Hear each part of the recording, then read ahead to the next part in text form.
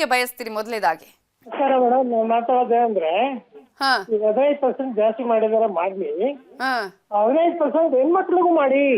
ಹಾ ಹೆಣ್ಮಕ್ಳಿಗೂ ಮಾಡಿದ್ರೆ ಅಟ್ಲೀಸ್ಟ್ 15% ಆದ್ರೂ ಸರ್ಕಾರಕ್ಕೆ ಸಿಗುತ್ತೆ. 15% ಇಂದ ಅಟ್ಲೀಸ್ಟ್ 100 ರೂಪಾಯಿ ಅಂದ್ರೆ 15 ರೂಪಾಯಿ ಮನೆ ಕಟ್ಲಿ. ಇದನ್ನ ಮಾಡಿ ನಿಮ್ಗೆ ಈಗ 15 ರೂಪಾಯಿ ಜಾಸ್ತಿ 15% ಜಾಸ್ತಿ ಮಾಡಿದ್ರೆ ಮತ್ತೆ ಫ್ರೀ ಟಿಕೆಟ್ ಅಲ್ಲಿ ಪುಕ್ಷಟ 15,000 ಸರ್ಕಾರಕ್ಕೆ ನಷ್ಟ ಅದು. ಅದರಿಂದ 15% ಅನ್ನ ನೀವು ಹೆಣ್ಮಕ್ಳು ತನ್ನಿ, ಜಾರಿಗೆ ತನ್ನಿ. ಆದ್ರೆ ಫ್ರೀ ಬಸ್ ಬೇಡ ಅಂತ ಹೇಳ್ತಿದ್ದೀರಿ ನೀವು? ಫ್ರೀ ಬಸ್ ಕೊಡಿ, 15% ಮಾತ್ರ ಕಲೆಕ್ಟ್ ಮಾಡಿ. ಏನ್ ಎಕ್ಸಸ್ ಮಾಡ್ತಾ ಇದೀರಿ ಅದನ್ನ ಕಲೆಕ್ಟ್ ಮಾಡಿ. ಅದನ್ನ ಮಾಡಿದ್ರೆ ಸರ್ಕಾರ ಸ್ವಲ್ಪ ಹೊರ ಕಡಿಮೆ ಆಗ್ತದೆ. ಅಲ್ಲ ಈಗ ಈಗ ಈ ಫ್ರೀ ಬಸ್ಗಳಲ್ಲಿ ಹೋಗದೇ ಇರೋರು, ದುಡ್ಡು ಕೊಟ್ಟವರು, ಅವ್ರು ಎಲ್ಲರೂ ಕೂಡ ಜಾಸ್ತಿನೇ ಕೊಡ್ಬೇಕಾಗತ್ತಲ್ವಾ ಇಲ್ಲಿ? ಜಾಸ್ತಿ ಕೊಡ್ಬೇಕು. ಅದ್ರಲ್ಲಿ ಹೆಣ್ಮಕ್ಳು ಗಂಡ್ ಮಕ್ಳು ಅಂತ ಭೇದ ಭಾವ ಇರಲ್ವಲ್ಲ ಅವಾಗ ಅಂತ? ಬೇಡ, 15% ಅಷ್ಟೇ ಅವರು ಕಟ್ಟೋದು. ನಾವು ಫುಲ್ ಕಟ್ತೀವಿ, 115 ಕಟ್ತೀವಿ ನಾವು ಗಂಡಸು. ಅವರು 100ಕ್ಕೆ 15 ಕಟ್ಲಿ ಸಾಕು. ಈ ತರ ಮಾಡಿದ್ರೆ ಸರ್ಕಾರಕ್ಕೆ ಹೊರೆ ಆಗಲ್ಲ, ದುಡ್ಡು ಬರುತ್ತೆ. ಅಲ್ಲ ಅಂದ್ರೆ ಈಗ ನಿಮ್ಗೆ 15% ಜಾಸ್ತಿ ಮಾಡೋದಕ್ಕೆ ಏನ್ ಬೇಜಾರಿಲ್ಲ? ಈಗ ಬೇಜಾರ್ ಆಗುತ್ತೆ, ಆದ್ರೆ ನಮ್ಮೊಬ್ರಿಗೆ ಹೊರೆ ಆಗೋದ್ ಬೇಡ, ಸರ್ಕಾರಕ್ಕೆ ಇನ್ನೂ ಹೊರೆ ಆಗ್ತದೆ. 15% ಅಂದ್ರೆ ಸರ್ಕಾರಕ್ಕೆ 15% ಆಡ್ ಆಗಿ ಪುಕ್ಷಟಾಗೂ ಹೋಯ್ತದೆ. ಅವಾಗ ಏನಾಗ್ತದೆ, ಅವರು ಡಿಮ್ಯಾಂಡ್ ಸರ್ಕಾರಕ್ಕೆ ಲಾಸ್ ಆಗೋ ಪಟ್ಟಿಲ್ಲ 15% ಜಾಸ್ತಿ ಇರ್ತದೆ ಹೆಣ್ಮಕ್ಳಿಂದ. ಹೌದಲ್ವಾ? ಈಗ ಅಂದ್ರೆ ಜಾಸ್ತಿಯಾಗಿ ಓಡಾಡ್ತಾ ಇದಾರೆ ಫ್ರೀ ಬಸ್ಗಳಲ್ಲಿ, ಸೊ ಬೇರೆ ಬಸ್ಗಳಲ್ಲಿ ಓಡಾಡುವಂತ ಸಂದರ್ಭದಲ್ಲಿ ಅವರು ಕೊಡ್ಲಿ ಅಂತ ಹೇಳ್ತಿದ್ದೀರಿ ನೀವು? 15 ಕೊಡ್ಲಿ ಸಾಕು, 15% ಅಷ್ಟೇ ಕೊಡ್ಲಿ. 100ಕ್ಕೆ 15 ರೂಪಾಯಿ ಕೊಡ್ಲಿ, ನಾವು 115 ಕೊಡ್ತೀವಿ. ಸರ್ಕಾರಕ್ಕೆ ಹೊಣೆ ಆಗಲ್ಲ, ಸ್ವಲ್ಪ ಯೋಚನೆ ಮಾಡ್ಬೇಕು ಸರ್ಕಾರ. ಓಕೆ ಓಕೆ, ನೋಡೋಣ ಸರ್ಕಾರ ಏನ್ ಮಾಡುತ್ತೆ ಈ ವಿಚಾರದಲ್ಲಿ ಅಂತ. ಥ್ಯಾಂಕ್ ಯು ನ್ಯೂಸ್ 18 ಜೊತೆ ಮಾತನಾಡಿದಕ್ಕಾಗಿ. ಇನ್ನು ಗಿರಿಜಾಂಬ ಅನ್ನುವರು ಕರೆ ಮಾಡಿದ್ದಾರೆ. ನಮಸ್ತೆ, ಏನ್ ಹೇಳೋದಕ್ಕೆ ಬಯಸ್ತೀರಿ? ಅಲ್ಲ, ಇನ್ನು ಬನ್ನಿ ರೇಟ್ನ ಎಲ್ಲಾದ್ರೂ ಪ್ರತಿಯೊಂದನ್ನು ಪದೇ ಪದೇ ಹೆಚ್ಚು ಮಾಡ್ತಾ ಹೋದ್ರೆ ಸಾಮಾನ್ಯ ಜನ ನಮ್ಮಂತವರೆಲ್ಲ ಬದುಕೋದು ಹೆಂಗೆ ಮೇಡಮ್? ಅಲ್ಲ, ನಾವು ದುಡಿಯಕ್ಕಾಗೋದಿಲ್ಲ. ಮೊದ್ಲೇ ಮಾತು ಹುಷಾರಿಲ್ಲ ನನಗೆ. ಒಬ್ರು ಮೇಂಟೈನ್ ಮಾಡೋದು ಮನೆ ಪೂರ್ತಿನೂ ಒಬ್ರು ದುಡ್ದು ಮೇಂಟೈನ್ ಮಾಡಕ್ ಆಗತ್ತ ಈ ಪರಿಸ್ಥಿತಿಯಲ್ಲಿ? ಈ ತರ ಇವ್ರು ಫ್ರೀ ಕೊಡೋದು ಬೇಕಾಗಿಲ್ಲ, ಬಸ್ ಫ್ರೀ ಬೇಡ, ಆಮೇಲೆ ಗೃಹಲಕ್ಷ್ಮಿ ಯೋಜನೆ ಬೇಡ, ಯಾವ್ದು ಬೇಡ, ಎಲ್ಲದನ್ನು ಕ್ಲೋಸ್ ಮಾಡ್ಲಿ. ಆರಾಮಾಗಿ ಮೊದ್ಲು ಹೆಂಗಿತ್ತು ಹಂಗ್ ನಡ್ಕೊಂಡ್ ಹೋಗಂಗ್ ಮಾಡ್ಲಿ ಸರ್ ಮೇಡಮ್ ಇವರು. ಅಂದ್ರೆ ಈಗ ಈ ಗ್ಯಾರಂಟಿಗಳನ್ನ ಕೊಟ್ಟೆ ಈ ರೀತಿಯಾಗಿ ಆಗ್ತಾ ಇದೆ ಅಂತ ಅನ್ಸೋದ ನಿಮ್ಗೆ? ಖಂಡಿತ ಖಂಡಿತ ಹೌದು. ಈ ಗ್ಯಾರಂಟಿಗಳನ್ನ ಕೊಟ್ಟಿರೋದ್ರಿಂದಾನೇ ಈ ತರ ಸಮಸ್ಯೆಗಳು. ಪ್ರತಿಯೊಬ್ಬರನ್ನು ಹೆಣ್ಮಕ್ಳೇನು ಬೇಕು, ಹಳ್ಳಿಗಳಲ್ಲಿ ಪೇಟೆಯವರು ಯಾರು ಹೋಗ್ತಾ ಇಲ್ಲ ಅಷ್ಟು. ಹಳ್ಳಿಗಳಲ್ಲಿರೋ ಅಂತರು, ಬಯಲುಸೀಮೆ ಕಡೆ ಅಂತರು ಸಾಕಷ್ಟು ಜನ ಹೋಗ್ತಾ ಇದಾರೆ. ಮನೆ ಕಡೆ ಗಮನ ಇಲ್ಲ ಅವರಿಗೆ, ಮಕ್ಳ ಕಡೆ ಗಮನ ಇಲ್ಲ ಅವರಿಗೆ. ಅದನ್ನೆಲ್ಲ ಬಿಟ್ಕೊಂಡು ಇವರು ಅಲ್ಲಿ ದೇವಸ್ಥಾನ, ಇಲ್ಲಿ ಪೂಜೆ, ಅದು ಇವ್ ಸಿದ್ದರಾಮಯ್ಯನವರು ಮಾಡಿರೋದು ಕೆಲವೊಂದು ಒಳ್ಳೇದ್ ಮಾಡಿದಾರೆ, ಇಲ್ಲ ಅಂತ ನಾನು ಹೇಳಲ್ಲ.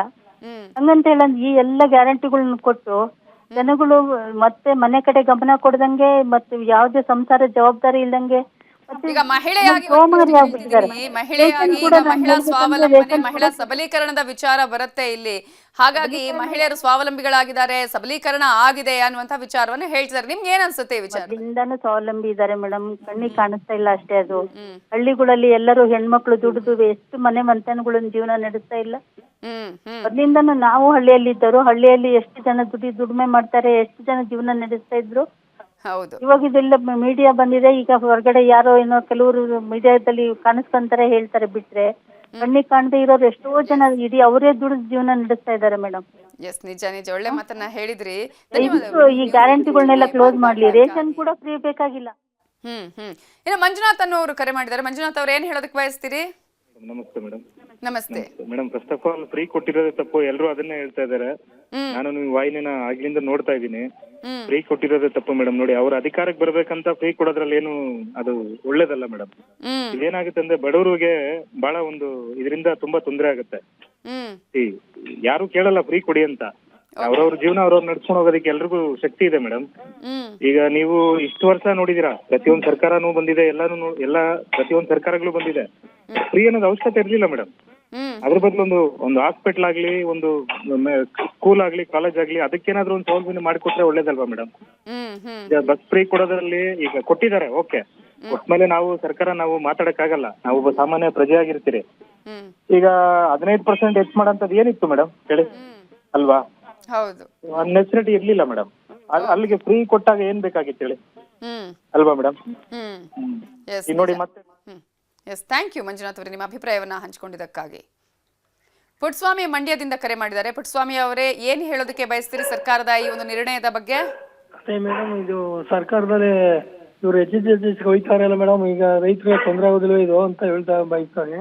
ಹ್ಮ್ ಇವರು ಇಷ್ಟಿಷ್ಟು ಬಂದಂಗೆಲ್ಲ ಹಾಲಿನ ದರ ಹೇಗಿಸ್ತಾವ್ರೆ, ರೈತರು ಹಾಲು ಹಾಕೋರ್ಗೆ ಹೇಗಿಸಿದ್ರೆ ಅವ್ರ ಮಾರಾಟಕ್ಕೆ ಮಾತ್ರ ಹೇಗಿಸ್ತಾವ್ರೆ, ಹ್ಮ್ ಅವ್ರ ರೈತ ತಕ್ಕ ಕುಡಿಯೋರ್ಗೆ ಹಿಂಸೆ ಅಲ್ಲ ಮೇಡಮ್ ಅದು. ಅವ್ರು ಹೇಳ್ತಾರಲ್ಲ ರೈತರಿಗೋಸ್ಕರನೇ ಮಾಡ್ತಿರೋದು ಅಂತ. ರೈತರು ಸೇವ್ ಮಾಡ್ತಿರೋ ರೈತರ ಮೇಲೆ ಬರಿ ಹಾಕ್ತಾರೆ ಮೇಡಮ್ ಎಲ್ಲವರು. ಹ್ಮ್ ಹ್ಮ್ ಈಗ ಅವ್ರಿಗೋಸ್ಕರ ನಾವು ರೇಟ್ ಜಾಸ್ತಿ ಮಾಡ್ತಿದೀವಿ ಅಂತ ಹೇಳ್ತಿದಾರೆ ಅವರು. ನಮಗ್ ಮಾಡ್ತಲ್ಲ ಮೇಡಮ್, ಅವ್ರು ಮಾರಾಟಕ್ಕೆ ಅವ್ರು ಮಾಡ್ತಾ ಇರೋದು. ಹ್ಮ್ ನಮ್ಗೇನು ಮಾಡ್ತಲ್ಲ. ಈಗ ಆಲೆ ಬಸ್ಸಿನ ದರ ಗಂಡಸ್ರಿಗೆ ಹೆಚ್ಚು ಮಾಡ್ತೀವಿ ಅಂತ ಮಾಡ್ತಾವ್ರ 15%. ಹ್ಮ್ ಹ್ಮ್ ಯಾರು ಓಡಾಡ್ತಾರೆ ಮೇಡಮ್ ಹಂಗಾದ್ರೆ? ಅಂದ್ರೆ ಇದು ಒಂದು ರೀತಿಯಲ್ಲಿ ದೊಡ್ಡ ಬರೆನೆ, ದೊಡ್ಡ ಶಾಕ್ ಅಂತ ಹೇಳ್ತಿದೀರಿ ನೀವು. ಎಸ್, ಥ್ಯಾಂಕ್ ಯು ಪುಟ್ಟಸ್ವಾಮಿ ಅವರ ನ್ಯೂಸ್ 18 ಜೊತೆ ಮಾತನಾಡೋದಕ್ಕಾಗಿ. ಮಂಜುನಾಥ್ ಅನ್ನೋರು ಕರೆ ಮಾಡಿದ್ದಾರೆ. ಮಂಜುನಾಥ್ ಅವರೇ ನಮಸ್ತೆ, ಕೇಳಿಸ್ತಾ ಇದೀನಿ ನನ್ನ ವಾಯ್ಸು? ಓಕೆ, ಈಗ ಸರ್ಕಾರಿ ಒಂದು ನಿರ್ಧಾರ ತೆಗೆದುಕೊಂಡಿದೆ, ಏನ ಅನ್ಸುತ್ತೆ? ಯಾವ ಕಾರಣಕ್ಕಾಗಿ ಈ ರೀತಿಯಾಗಿ ದರ ಹೆಚ್ಚಳ ಆಗ್ತಾ ಇದೆ ಅಂತ ಅನ್ಸುತ್ತೆ? ಇದು ಯಾವ ತರ ಆಗ್ಬಿಟ್ಟಿದೆ ಅಂದ್ರೆ ಮೇಡಮ್, ಹ್ಮ್ ಹೆಂಗಸರಿಗೆಲ್ಲ ಓಸಿ ಕೊಟ್ಟು ಹ್ಮ್ ಗಂಡಸರಿಗೆಲ್ಲ ನಾಮ ಎಳೆಯೋ ತರ ಆಗ್ಬಿಟ್ಟಿದೆ. ಹ್ಮ್ ಇದು ಬೇಕಾಗಿತ್ತ ಮೇಡಮ್ ಸರ್ಕಾರಕ್ಕೆ? ಹ್ಮ್ ಇದು ಬೇಕಾಗಿತ್ತ ಹೇಳಿ ನೀವೇ? ಅಲ್ಲ, ಈಗ ಅವ್ರು ಹೇಳ್ತಾ ಇರೋದೇನು, ನಾವು ನುಡಿದಂತೆ ನಡೆದಿದ್ದೇವೆ ಅಂತ ಹೇಳ್ತಾರೆ. ಗ್ಯಾರಂಟಿಗಳನ್ನು ಕೊಡ್ತೀವಿ ಸ್ವಾವಲಂಬನೆಗೋಸ್ಕರ ಅಥವಾ ಈ ಒಂದು ಬಡ ಜನರ ಉದ್ಧಾರಕ್ಕೋಸ್ಕರ ಅಂತ ಅವ್ರು ಹೇಳ್ತಿದ್ದಾರೆ. ಬಡವ್ರು ಯಾರು ಉದ್ಧಾರ ಆಗಿದ್ದಾರೆ ತೋರ್ಸ ಕೇಳಿ ಮೇಡಮ್. ಎಲ್ಲ ಹೆಂಗಸರಿಗೆ ಕೊಡ್ತಾ ಇದಾರೆ, ಒಪ್ಕೊಳ್ಳೋಣ. ಹ್ಮ್ ಗಂಡಸರಿಗೆ ಏನಾಗ್ತಾ ಇದೆ? ಹ್ಮ್ ಇವ್ರು 15% ಜಾಸ್ತಿ ಮಾಡಿದ್ರು ಅಂದ್ರೆ ಹ್ಮ್ ಜನ ಏನಾಗ್ಬೇಕು? ಹ್ಮ್ ಗಂಡಸು ಹೋಗಿ ಆಚೆ ದುಡ್ಕೊಂಬಂದ್ರೆ ಎಷ್ಟೋ ಕಷ್ಟ ಇರ್ತದೆ, ಅದು ಹೆಂಗಸರಿಗೆ ಗೊತ್ತಾಗೋದಿಲ್ಲ. ಹ್ಮ್ ಗಂಡಸು ದುಡ್ಕೊಂಬರೋದು, ಅದ್ರಲ್ಲಿ ಈಗ 15% ಎಕ್ಸ್ಟ್ರಾ ಮಾಡಿ ಗಂಡಸರಿಗೆ ಬರೇ ಕಷ್ಟ ಮೇಲೆ ಕಷ್ಟ ಕೊಡ್ತಾ ಇದ್ರೆ ಇಂಥ ಗೌರ್ಮೆಂಟ್ ಏನಕ್ಕೆ ಬೇಕು ಮೇಡಮ್? ನಿಮ್ಮ ಮೂಲಕ ಗ್ಯಾರಂಟಿನೇ ಬೇಡ ಅಂತ ಹೇಳ್ತೀವಿ. ಗ್ಯಾರಂಟಿನೇ ಬೇಕಾಗಿಲ್ಲ ಮೇಡಮ್. ಫಸ್ಟ್ ಸರ್ಕಾರ ಕರೆಕ್ಟ್ ಆಗಿ ನಡ್ಕೊಂಡು ಮೇಂಟೈನ್ ಮಾಡ್ಕೊಂಡು ಹೋದ್ರೆ ಅದೇ ಸಾಕು. ಜನಗಳಿಗೆ ಅನುಕೂಲ ಮಾಡ್ಲಿ, ಎಲ್ಲಾ ಜನಕ್ಕೂ ಅನುಕೂಲ ಮಾಡ್ಲಿ. ಎಸ್, ನಿಜ. ಥ್ಯಾಂಕ್ ಯು ಮಂಜುನಾಥ್ ಅವರೇ. ಏನು ಕೊಟ್ರೇಶ್ ಅವರು ಕಾಲ್ ಮಾಡಿದ್ದಾರೆ. ನಮಸ್ತೆ ಕೊಟ್ರೇಶ್ ಅವರೇ. ನಮಸ್ತೆ ಮೇಡಮ್. ಓಕೆ, ಏನ್ ಹೇಳಕ್ ಬಯಸ್ತೀರಿ? ಮೇಡಮ್, ಈಗ ಎಷ್ಟೋ ಜನಗಳು ಬಡವರು ಅದರಿಂದ ಟ್ಯಾಬ್ಲೆಟ್ಸ್ ತಗೊಂತಿದ್ದಾರೆ, ಅದರಿಂದ ಅನ್ನ ತಿಂತಿದ್ದಾರೆ. ಹೆಂಗ್ಸ್ರ ಅಂತೇಳಿ ಮಾತಾಡ್ತಾರಲ್ಲಿ ಇವರು. ಈಗ ಮಂಜುನಾಥ್ ಅವ್ರು ಮಾತಾಡಿದ್ರಲ್ಲ, ಹೆಂಗ್ಸ್ರಿಂದಾನೇ ಅವ್ರ ಜನನ ಆಗಿರೋದು ಮೇಡಮ್. ಹೆಣ್ಮಕ್ಳು ಅಂತ ಮಾತಾಡ್ಬೇಕು. ಈಗ ಬಡವ್ರು ಎಷ್ಟೋ ಜನ ಬದುಕ್ತಾ ಇದ್ರದೇ ಗ್ಯಾರಂಟಿಗಳ ಮೂಲಕ. ಓಕೆ, ಎಷ್ಟೋ ಜನ ಟ್ಯಾಬ್ಲೆಟ್ಸ್ ತಗೊಂತ ಇದಾರೆ, ಆಸ್ಪತ್ರೆ ಮತ್ತೊಂದು ಮಗದೊಂದು ಎಲ್ಲ ಮಾಡ್ಕೊಂತಿದ್ದಾರೆ. ಇಷ್ಟ ದಿನ ಇಲ್ಲದ ಗ್ಯಾರಂಟಿ ಇವಾಗ ಯಾಕೆ ಬೇಡ ಅಂತ ಅಪೋಸ್ ಮಾಡ್ತಿದ್ದಾರೆ ಈ ಜನಗಳು? ಹೇಳಿ ಮೇಡಮ್, ನೋಡೋಣ.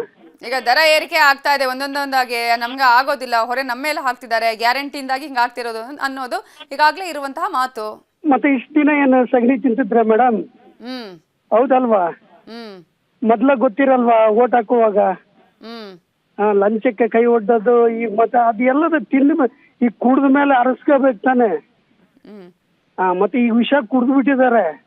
ಸೊ ಈಗ ನೀವು ರೆಡಿ ಇದ್ದೀರಿ? 15% ಏರಿಕೆ ಆಗಿದ್ರು ಕೊಡ್ಲೇಬೇಕೇನ? ಅಂದ್ರೆ ನಾವ್ ಏನ್ ಮಾಡೋದಕ್ಕೆ ಆಗೋದಿಲ್ಲ, ಅನಿವಾರ್ಯ ಕೊಡ್ಲೇಬೇಕಾಗುತ್ತೆ ದರ ಏರಿಕೆ ಮಾಡೋದ್ರಿಂದ. ಸೊ ಇಂತಹ ಸಂದರ್ಭದಲ್ಲಿ ಓಕೆ ಫೈನ್ ಅಂತ ಅನ್ಸುತ್ತಾ ನಿಮ್ಗೆ ಅಂತ? ಜನಗಳ ಅರ್ತ್ಕೋಬೇಕು ಮೇಡಮ್, ಯಾರು ಕೈ ಒಡ್ಬಾರ್ದು. ಹಿಂದಿಂದ ಹೋಗ್ಲಿ, ಇವಾಗ ಇವ್ರು ಕೊಡ್ತಿದಾರೆ, ಕೊಡ್ಲಿ, ಬೇಡ ಅಂತಂದು ಅಪೋಸ್ ಮಾಡೋದ್ ಬೇಡ. ಇನ್ ಮುಂದೆ ಇವ್ರ ಕೈ ಒಡ್ದೇ ಇರ್ಲಿ. ಓಕೆ, ಹೌದಾ?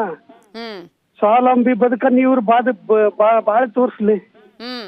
ಆಗ ಗಾಂಧಿ ಕಂಡ ರಾಮರಾಜ್ಯದ ಕನಸನ್ನು ನನಸಾಗುತ್ತೆ. ಎಸ್, ಒಳ್ಳೆ ಮಾತನ್ನ ಹೇಳಿದ್ರಿ. ಥ್ಯಾಂಕ್ ಯು ಕೊಟ್ರೇಶ್ ಅವರು ನ್ಯೂಸ್ 18 ಜೊತೆ ಮಾತನಾಡಿದಕ್ಕಾಗಿ. ಸೊ ಎಲ್ಲರೂ ಸ್ವಾವಲಂಬಿಗಳ ಆಗುವಂತಹ ನಿಟ್ಟಿನಲ್ಲಿ ಕೆಲಸ ಮಾಡಬೇಕೇ ಹೊರತು ಈ ರೀತಿಯಾಗಿ ಗ್ಯಾರಂಟಿಗಳ ಆಮಿಷಕ್ಕೆ ಒಳಗಾಗಿ ಆ ನಂತರ ದೂಷಿಸೋದು ಸರಿಯಲ್ಲ ಅನ್ನುವಂಥ ಮಾತನ್ನು ಕೂಡ ಅನೇಕರು ಹೇಳ್ತಾ ಇದ್ದಾರೆ.